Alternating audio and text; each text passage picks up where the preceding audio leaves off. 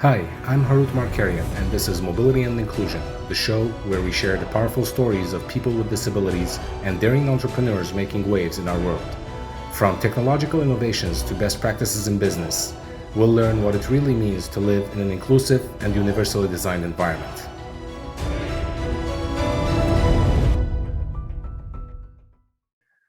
Welcome, everybody, to a new episode of Mobility and Inclusion. My special guest today is Jon Steinberg, a fellow podcaster.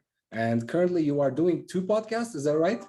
That's right. My wife and I do a podcast called Living in the Sprawl, which is about maximizing any Southern California experience.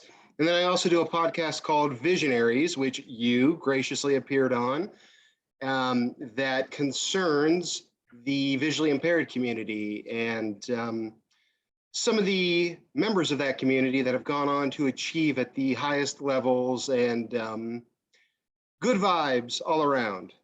Yeah, that's great. That's great. Initially, when I came on Visionary, that's the only thing I thought you did. But then I was going through your website, and I'm like, oh, this guy does Living in the Sprawl too. So I'm like, okay, let's talk about that. But before that, let's introduce the audience to who Jon Steinberg is. Okay. So I am a 36 years old. No, I'm not going to be that formal about it. I am from Southern California, went to school at the University of Arizona. Then I worked in Chicago. I worked in Dallas. I went back to school, grad school at St. Mary's College, where I got my master's in creative writing. And I just got married. Yeah, congratulations. I know. I was trying to invite you on my podcast, and then your wife was responding and said, "Oh, we just got married." I'm like, dude, that was the wrong timing on my part. So I apologize for the both of you. Oh no, all good. So yes, I am a married man now, and my wife and I reside in the San Fernando Valley in Los Angeles. Oh, I reside in San Fernando Valley as well. Where about? Encino. Encino. I'm in Porter Ranch. Oh, really? Yeah, so we're really close. We got to go to grab some dinner sometime, man. Have you gone to that new shopping center with the AMC and the Gus's? No, I have not been there. Okay, very good. That's Porter Ranch. Awesome. Oh yeah, I know exactly which one you're talking about, but the one that has the Whole Foods, I think, in there, right? The new Whole Foods. I believe so. Yes. Yeah. My wife goes there all the time, but I haven't had the opportunity yet. So. Yeah, that'd be great. Yeah, that's awesome, man. So when did you start your first podcast? What was the first podcast you did? So the first podcast was Living in the Sprawl, Southern California's most adventurous podcast. And it was something that I had been wanting to do in some form for quite some time. The podcast is principally, the objective is to try to offer people kind of different entry points into this vast, expansive terrain, be that Los Angeles County, that we have decided to refer to as the sprawl. So be it different haunted places, botanical gardens, farmers markets, movie theaters, amusement parks. That's pretty cool. Yeah, all these different types of ways, because, Southern California, it's rather intimidating to many. And it's like, okay, where do I get started? Or, I can't afford, Beverly Hills, Malibu. No, there's an entire world out there that really never gets discussed in the media. Media likes to focus on some of those cities that I mentioned. But the real Southern California, the soul of the region, lies in many of its ethnic neighborhoods, places like Koreatown, Torongelis, Little India. And I wanted to provide listeners with, as I said, these different entry points to be able to experience the authentic, the real Southern California.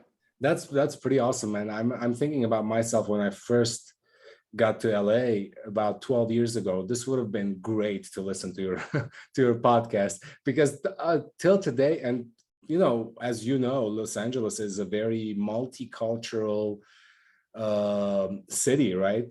There's a lot of things and a lot of people with different backgrounds that reside in Los Angeles, and they have brought their culture with them. So I think what you're doing is amazing for even for someone like me who lived there for 12 years, but I can't really say that I've done a lot of the things that you mentioned, that you spoke about in your podcast. And the reason for that is because I was too busy with my schoolwork and my entrepreneurial stuff, and B, because simply I didn't know about it, right? And like you said earlier, I was one of those like, what is there to do in Los Angeles? I don't, I don't know, other Right. than going to the beach. Like, what do you do, right? Right. But And I mean, you know, like the cost of gas, something like that can be prohibitive. Or, okay, so you and I both live in the Valley. That's quite a ways away from, say, Long Beach, Yep. Or yeah, or Laguna Hawthorne, Beach, or Inglewood. yeah, for So, sure. it can get hard to really get out there. But if you go into each experience with a game plan and an idea of what you're trying to extract from that experience, then it's just planning, Yeah, honestly. yeah. And my wife is amazing at that. Oh my God, I suck at planning, to be honest. But I'm a doer, I'm like Mhm. I can get things done, but I don't like to plan. Not, I mean, it's not that I don't like to plan at all, but I'm not one of those, anal in planning, Sure. Yeah. But And Haru, what I yes. failed to mention, because in explaining kind of who I am and my background, it's not something I traditionally mention, Uh-huh. but it is important. I am visually impaired, and I have had a great deal of training in stuff like assistive technology, how to use a cane with a white tip at the end, Hmm. So laundry. I'm everything that you could think of is made a little bit more difficult I can by only imagine.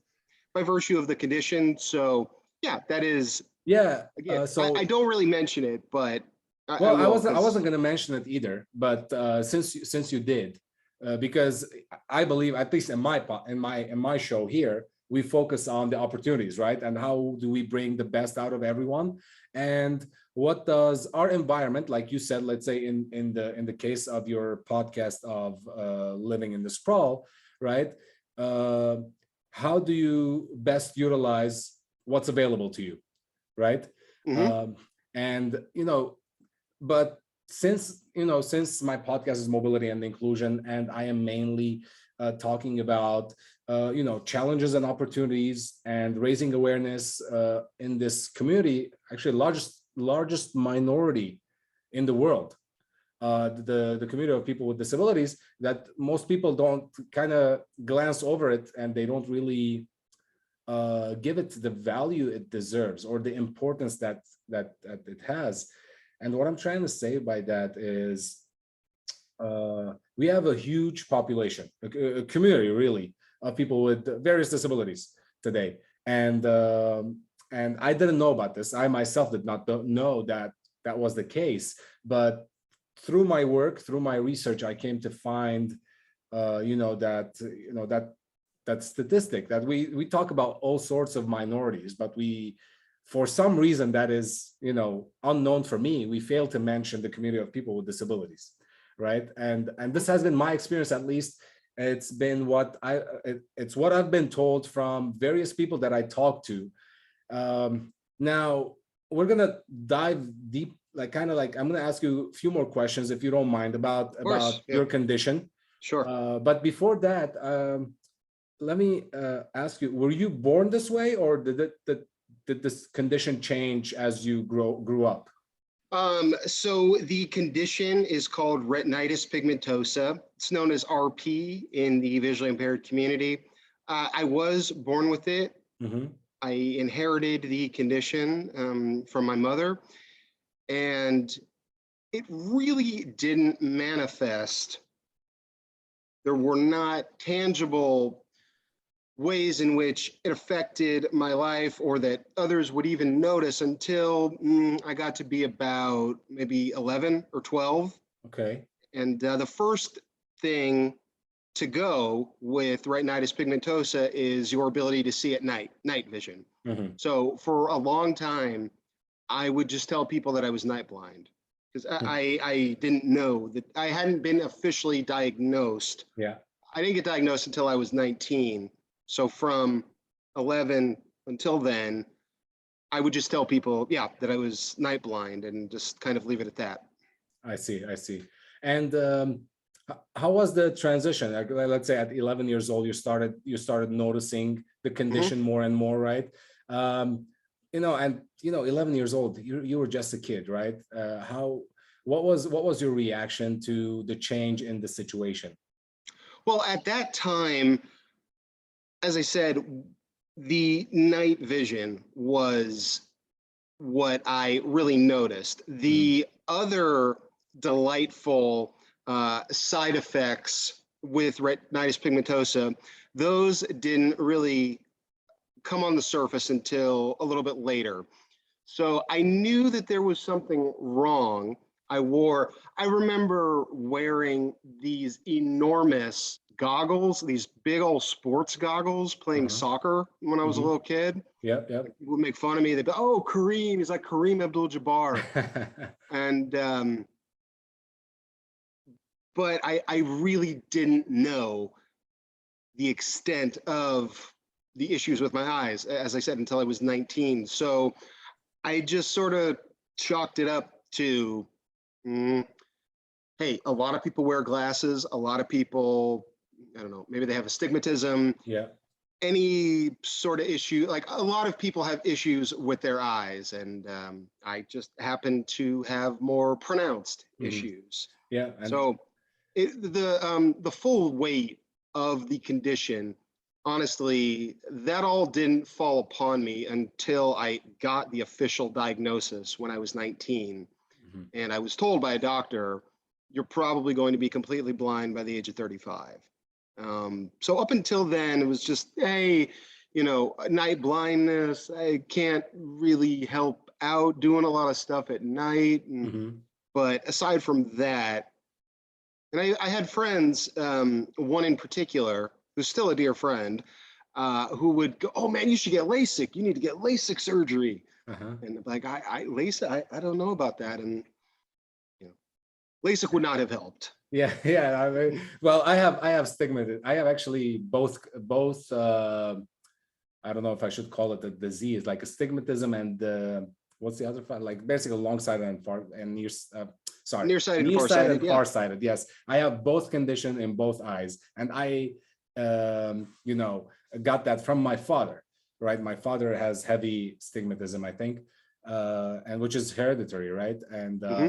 so so when you talk about that, and in that sense, I can relate. But last question I promise about the condition.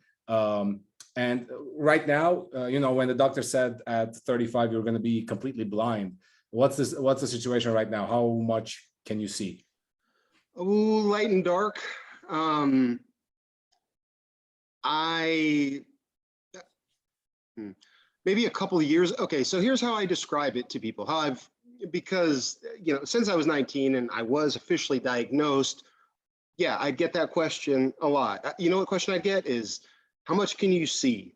Uh-huh. And so I developed this kind of stock answer where I would tell people it's a lot like a television set where you've got static Uh-huh. that never ceases. It's just constant static and little intermittent electrical looking boxes in your eye that keep blinking and blinking and blinking like fireworks over and Yeah, over yeah. again. Um, so yeah, that's what I would tell people at that point, or I've been telling people that for a long time, actually. Hmm. Now, yeah, light and dark, and every so often I will notice, oh wow, I can't see that anymore. For instance, maybe, I don't know, 10 years ago, 8 or 10 years ago, I would watch a movie or a television show and realize like, I can't really tell how that person appears on screen. Like I'm not, I can't really see the way that a person looks. Uh-huh. So like, oh, well, okay, now adjust and Yeah. adapt. Absolutely, and that's something that comes to mind. Usually, us humans are very imaginative creatures, right? So if when you have your sight kind of like basically you're not able to see, right? How Right. do you imagine? Let's say you're talking to me right now. What do you ever think about? What he looks like, or what is he looking at, or kind of like how do you visualize me? I guess that's a question.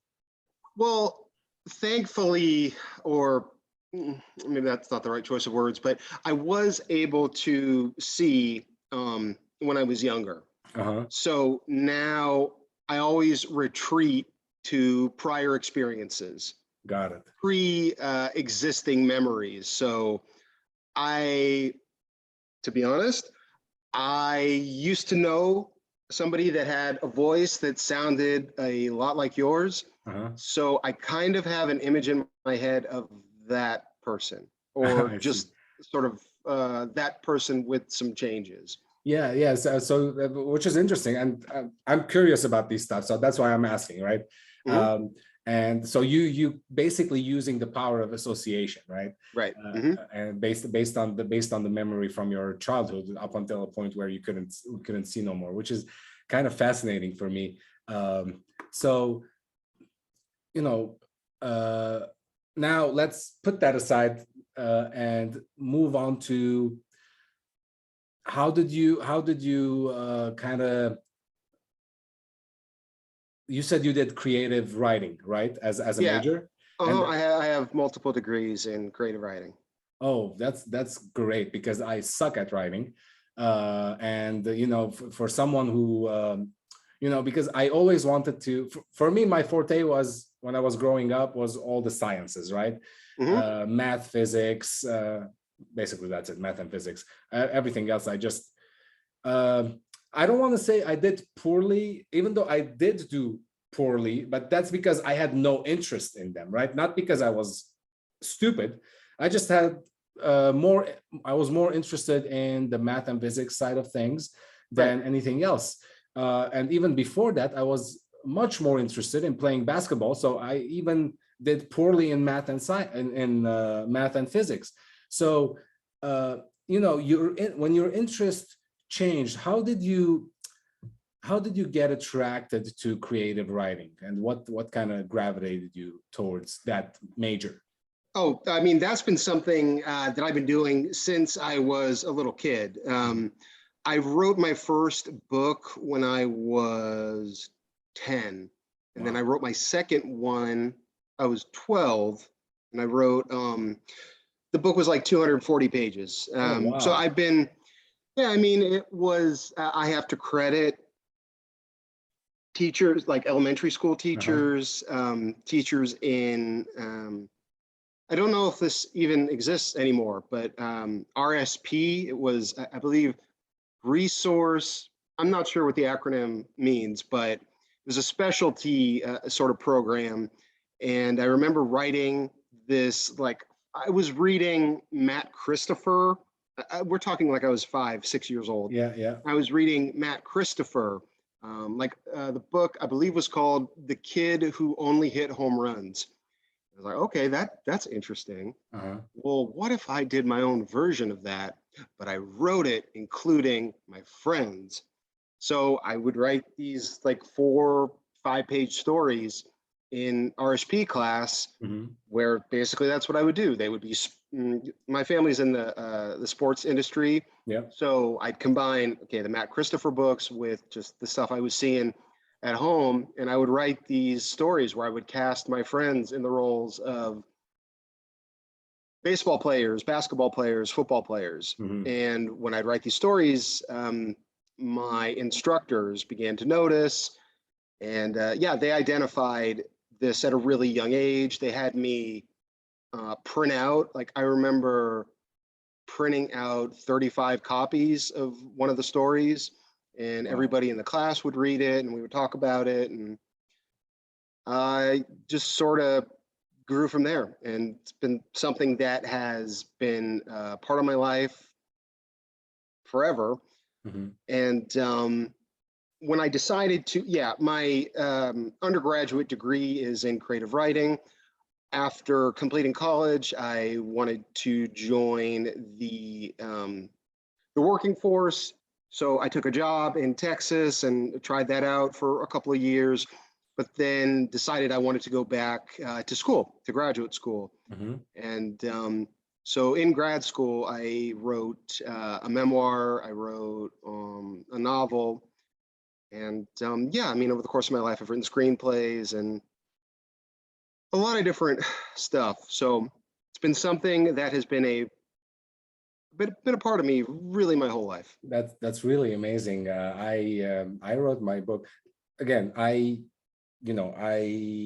shouldn't be coming near writing a book, but when I started my company and I started this podcast, my company is called Markbotics, and where we design assistive robotics, really to we're kind of reimagining independent living and accessibility. And I'm gonna digress. I'm gonna like diverge a little bit from our conversation because I want your opinion on this as well. Sure. Based on my research and based on people I talk to, they say they lack the required assistive technology. And the World Health Organization actually says that there's only 1 in 10 around the world have access to the required assistive technology, right? But then I'm talking to investors right now because we're trying to raise money to put this thing that we're doing, we'll put our project into work and get it to people.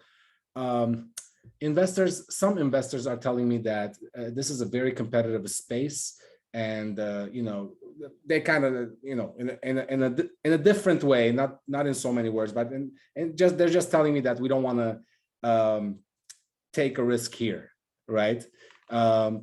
So, and I was thinking the other day, I'm like, if this is that competitive, why is there still a big gap between supposedly the assistive robotics and technology companies that are out there that are putting products to serve people, and the people who don't have the product yet, right? That they need. So why do you think that's the case?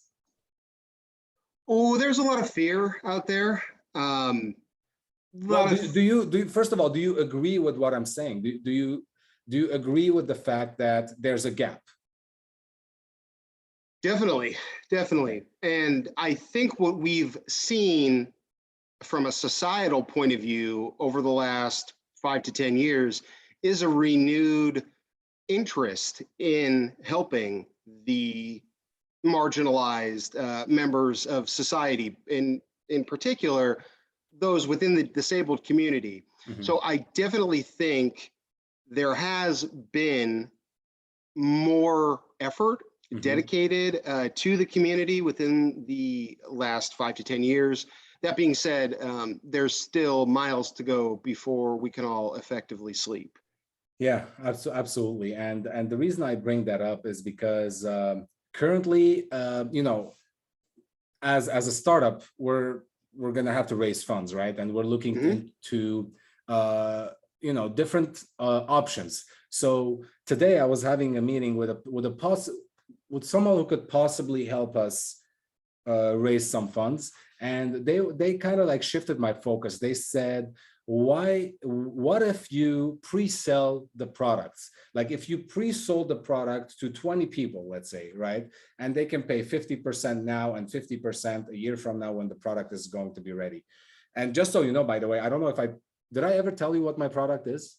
Yeah, it was what we talked about it when you came on Visionaries. Yeah. So it's called GRACE, and GRACE is an acronym. It stands for Ground Robotic Assistant for Care Enablement, right? So And when we first got this idea, the idea came from someone with spinal cord injury who's a wheelchair user. He has low dexterity, and basically he requires assistance to do various tasks during the day, right? That's where the idea got generated. But then I have another friend who is blind, and I'm like, okay, what's keeping us from making this robot work for a blind person, right? And by the way, if I'm addressing something in the wrong way, please correct me. I don't mind at all. You're good, man. All right, cool. So I asked myself, what's keeping us from letting this robot serve many disabilities instead of just people with spinal cord injury. So we did a mobile robotic arm basically that moves around and picks things up, retrieves items. So let's say the person with a spinal cord injury, the blind person, the person with cerebral palsy, ALS, like even the elderly, or someone with a bad back that should not be bending over, right? That can remain, they can remain safe, right? And have this item be retrieved by the robot, right? And the robot gives it to them, and everybody moves on with their day.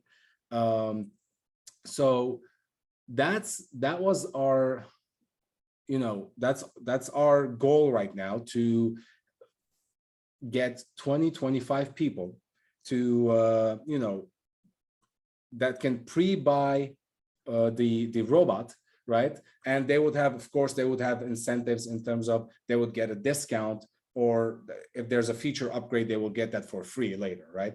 So we're doing that for now, and we're going to be reaching out to people. But in your experience, what's how does that even help you? Like, that's what I want to ask, and you can be very blunt, please.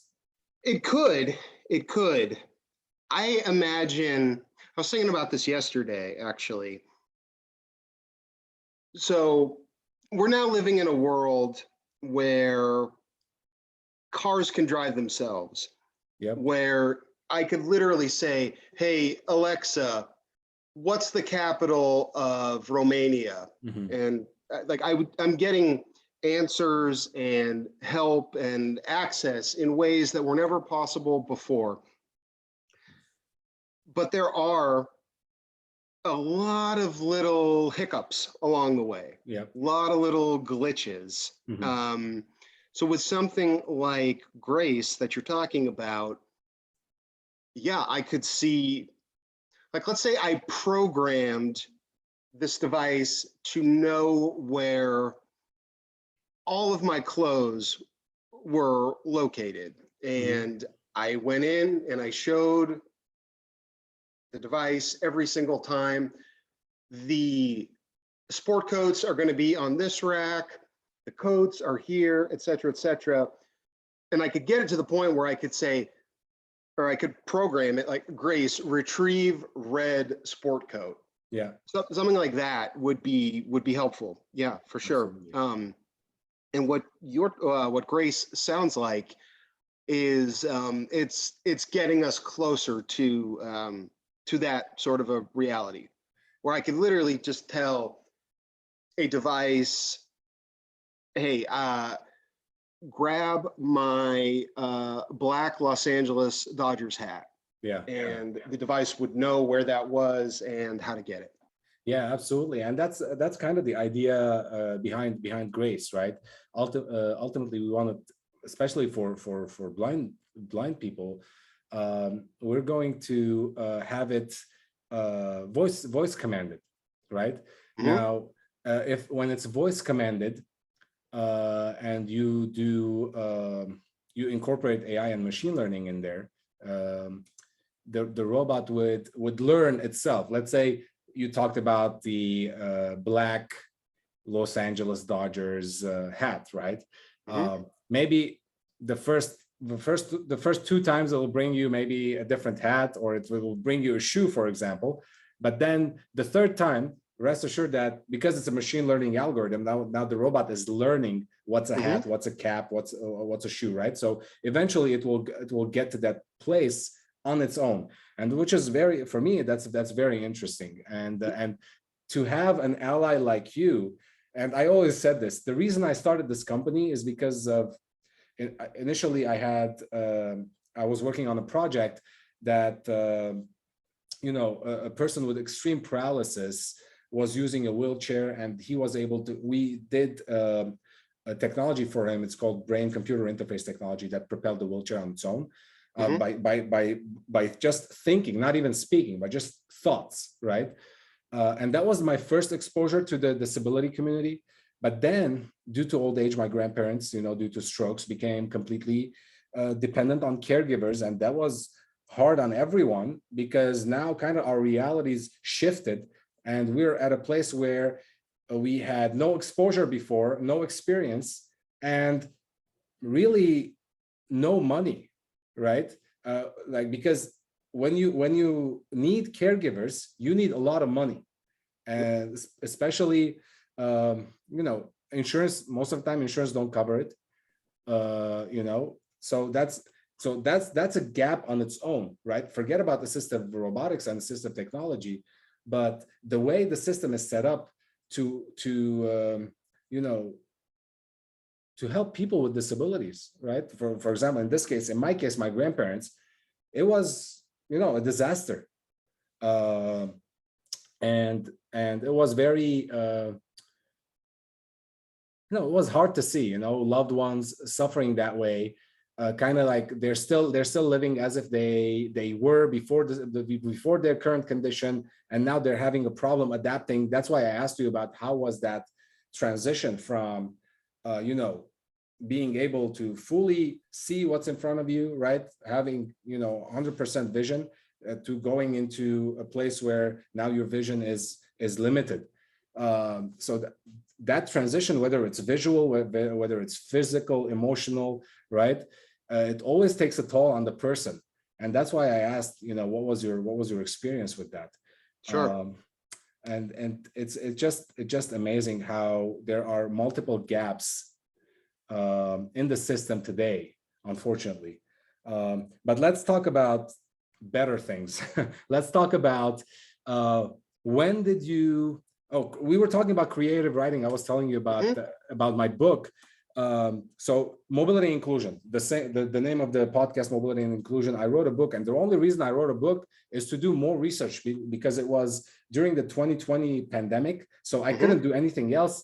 So I just wrote a book to do research, right? And then I was looking at the book, and I'm like, this really sounds like an engineer wrote it, right? So I had to go grab an editor and someone who kind of was good with words. And when I read her version, it was as if it gave soul to the book, right? And that's why I'm really appreciative of your major. And I wish that I paid more attention back in the day in my literature classes, if you will. But yeah, I mean, well, I was inspired as a young man to always, irrespective of my eye condition, to approach life a little bit differently. And that's those were always the people who thought like that were always the ones toward whom I would gravitate. People who, would kind of buck trends and just think of life in maybe a different sort of way. Yep. So I'm someone who aspires, on a daily basis to get the most out of life. And a lot of that can require just different kinds of thinking. It's very easy to go, okay, well, what's my goal in life? I make $10 million. Okay, well, why do I want to make that? I want to buy a house in Beverly Hills. Okay, well, why do I? And just, you kind of keep going and going and going, and you realize, like, well, is that what I want, or have I been programmed to want that? So it's in creative writing and the fruits of that labor that I found the most interesting stories. And in the words of Joan Didion, we tell ourselves stories in order to live. Yeah. And so that's actually very well put. But and I'm pretty sure that is helping you in the work that you're doing today with visionaries and living in the sprawl, right? definitely. I can only imagine. So is Visionaries newer podcast? Yeah, that one began this year, and Living in the Sprawl began before that. No, yeah, that's and so what's the goal? Let's talk about the goals with you mentioned the goal with the Living in the Sprawl. What's the goal with Visionaries? I want to put a spotlight on the marginalized members of society. So in the beginning, it was to really showcase the achievements of members of the visually impaired community, those who have been able to persevere and lead successful lives in spite of being visually impaired. And as we've done more and more episodes, the podcast has grown to really try to encapsulate all members of marginalized communities. So LGBTQ members of the community, those with hearing disability, anybody who's been marginalized. Yep. Those are the stories that we haven't heard in nearly as much volume as maybe some others in prior decades and centuries. And now I want to be on the front lines of trying to tell those stories and put a spotlight over members of those communities. That's wonderful, and that's something I relate with as well, because I started my podcast saying that I want to do a certain thing, which is like raising awareness of the and for the community of people with disabilities, right? Because at one point or another, everyone is either temporarily or permanently disabled in one way or another. I was a basketball player. I was injured many times, and for 2 weeks, 3 weeks, a month, 2 months, I was kind of like out of commission, right? So and I had difficulties doing the tasks that I usually was able to do. So I didn't think about the times where I was going to need help or assistance, right? And when I was doing my research, I came across a statistic that said 85% of disabilities acquire their disability later in life. And that was for example, my grandparents' case, right? And we're not ready for that. Our environment, our built environment is not built for that, right? Our tools, services are not built for that. So we have to get ready. And that's how I started my podcast. But then it kind of unraveled into mental health, into suicide prevention, right? So like you see all these interesting and important topics that you want to highlight, to use your words. And I think there's no better way to really address it and be on the front lines, like you said. Yeah, and born out of being at places like the Braille Institute, where I remember being in a men's support group with everyone was older than I was, and multiple people would basically just kind of tell their sob stories and about how blindness had robbed them of the ability to do, I don't know, fill in the blank, any rudimentary task. And I remember thinking, I would like for younger people or people that haven't lived as long as the folks who were in that support group with me to embark upon their experience in the world with this sense of, yeah, I can do that. Mhm. Oh, you think I can't write this, phenomenal novel? Or like, to hell I can't. Yes, I Yeah, can. yeah, And absolutely. so to imbue people with that sort of spirit, as Mhm. opposed to I think of it as like waving the white flag, just like, Yeah, I no, surrender, I can't no. do anything, help me. Well, it's not, but it's not. You're talking specifically about the group that you were a part, and let's say maybe they were all blind people, but Hmm. we see people fully functioning individuals in society today that are throwing the white flag out, right? And that baffles me because there's nothing better than striving for something bigger, better, and working towards something bigger and better.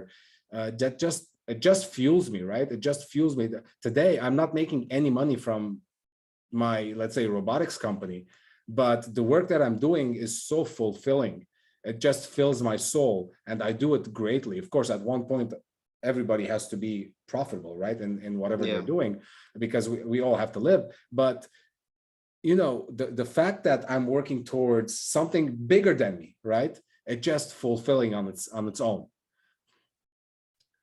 um definitely. yeah. Uh, I have that in my mind on a daily basis. That, look, at the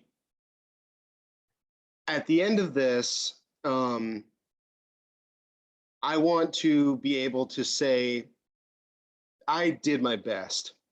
I left it all out on the field, Yeah. as it were. Mhm. And I don't want to wind down my life when hopefully I'm a much, much older man, thinking, wow, I should have done this, or I should have tried that, or Yeah, should have, yeah. like. That's the worst, actually. I think about that all the time as well. Okay, where can people find you? So they can listen to the podcast. It is on all available platforms, Living in the Sprawl. And the other podcast is Visionaries, and that can be found on Spotify and iTunes.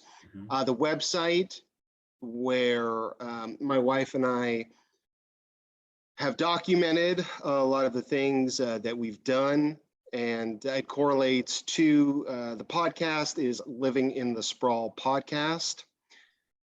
Um, yeah, .com. Yep. Or you can write us at Living in the Sprawl podcast at gmail.com.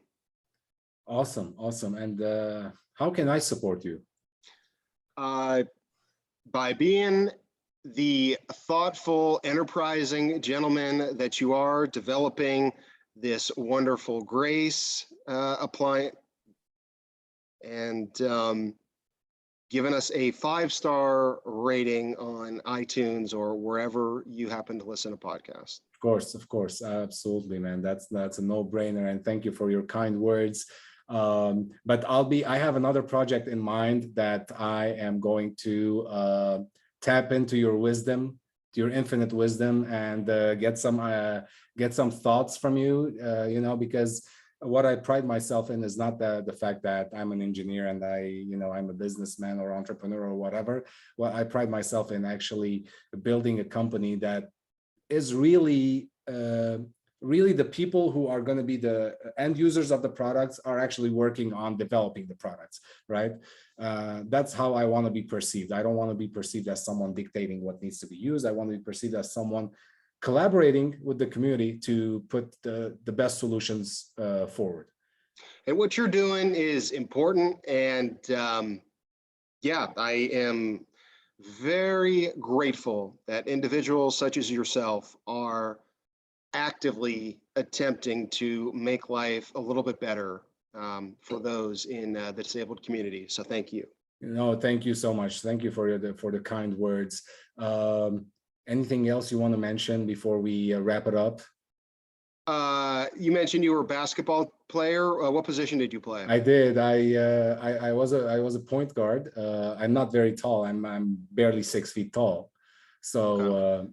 So Uh, you ran the show. You were the floor general. oh yes, I was the floor general. Yes. Did you model your game after any particular player? Growing up, Steve Nash was my favorite player. Ah, Nash, Uh, yes. yes. Great player. Yeah, I just, you know, just admired him my entire life. See, we always need these things to balance some of the more difficult, weighty subjects. We Yeah, need basketball. We need these absolutely. things, I Absolutely. think. So, Yeah, yeah, absolutely. I think, look, you know,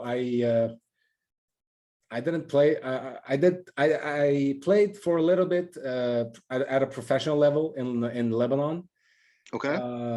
And when I moved here, you know, all that was pretty much over. I did play in junior college when I came here, and I think that was the only reason I stayed here. And Okay. now I'm grateful that I'm here, of course. Definitely. And you know, had I Lakers not, or Lakers or Clippers or another team. oh, I don't really care. Okay. But because when I watch today, I don't watch to support the team. I watch to, you know, enjoy the game, you know. And most of the time, I don't watch regular season basketball because Wow. that's more for the show, you know. It's the competition really starts during the playoffs. So True enough. True enough. Unless the team you root for never makes the playoffs, which was the case for a long time with the team that I cheer on. But in any Lakers, case, Clippers, which one? the one that never used to make the playoffs, Never used ever, to. never Oh, used to make the playoffs. Clippers. I won't say it by name, but they were a team that never used to make the playoffs, and Uh, now we do. So, that's well, that's pretty funny. thanks Uh, again for having me on. no, thank you. Appreciate your time. Thank your wife for me, please. And again, I am, you know, congratulations to both of you. I wish you nothing but a happy, healthy life ahead. Great, great, and happy to help you in any way that I can. Thank you so much. We'll stay in touch. Great. All right. Bye.